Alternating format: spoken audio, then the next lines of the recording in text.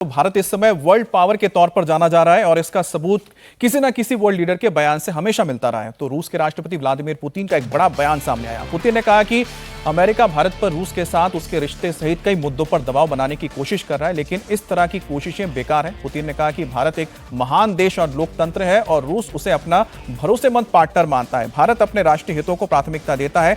America से उसके बढ़ते संबंधों से भारत रूस की पार्टनरशिप पर कोई असर नहीं पड़ेगा। रूस के साथ उसके रिश्ते पहले की तरह मजबूत रहेंगे।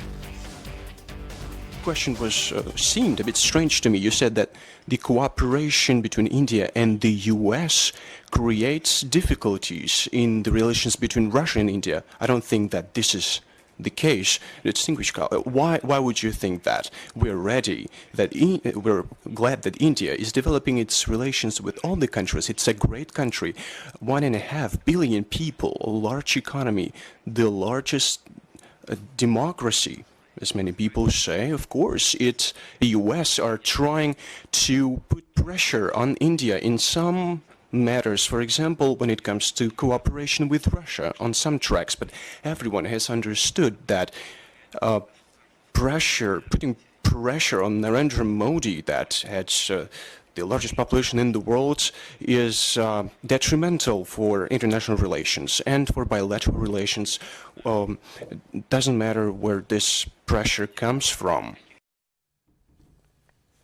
तो व्लादिमीर पुतिन को आपने सुना, जो प्रधानमंत्री मोदी को लेकर बता रहे थे कि किस तरह से उन पर कोई दबाव काम नहीं करता है। उसको लेकर मैं एक और आपको एक छोटा सा वाक्य बताता हूं जो खुद पुतिन ने बताया। कहा कि उन्होंने कि हम 5th जनरेशन के फाइटर जेट बनाना चाहते थे और उसके लिए हमने भारत को भी न्योता दिया था। Su-57 का वो जिक्र कर रहे थे लगभग, लेकिन भारत ने कहा है कि नहीं, यानी कि प्रधानमंत्री मोदी को उससे कहा गया नहीं, हम अपना काम करना चाह रहे हैं और उसको माना भी गया था, क्योंकि रशिया ने भी देखा कि प्रधानमंत्री मोदी को, सज्जन जी, कभी किसी चीज के लिए आप दबाव नहीं डाल सकते हैं अगर उन्होंने सोचा है, चाहे वो अमेरिका हो या कोई भी देश हो।